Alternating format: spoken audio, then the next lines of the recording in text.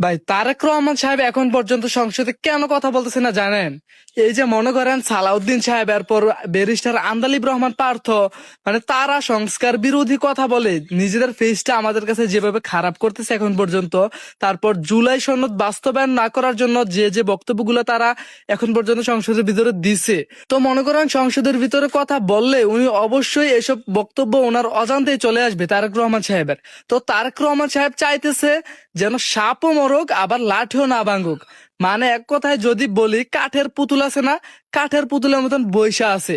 কেউ একটা কথা বললে ওনার পক্ষে গেলে উনি হাত চাপড়াইয়া টেবিলের উপর সম্মতি দেয়, আর যদি ওনার পক্ষে না যায় তাহলে মুখটা ভ্যান কইরা বইসা থাকে। মানে টোটালি এটা তো প্রধানমন্ত্রীর কোনো বৈশিষ্ট্য হতে পারে না। এরকম একটা কাঠের পুতুল তো আর আমরা এর আগে বাংলাদেশের প্রধানমন্ত্রী হিসেবে কেউ কাউকে দেখছি না আমরা। এর আগে যারাই বাংলাদেশের প্রধানমন্ত্রী ছিল, হয় সে নিজের ফেস খারাপ করছে জনগণের কাছে, না হয় সে জনগণের ভালোবাসা পাইছে, যে কোনো একটা পাইছে। কিন্তু উনি তো একটা কাঠের পুতুল হইয়া বসে আছে। টোটালি কাঠের পুতুল হইয়া থাকার জন্য তো আর আমরা প্রধানমন্ত্রী বানাই নাই, ঠিক না? মানে সোজা কথা, প্রধানমন্ত্রীর চেয়ারে আমরা কোনো কাঠের পুতুল দেখতে চাই না।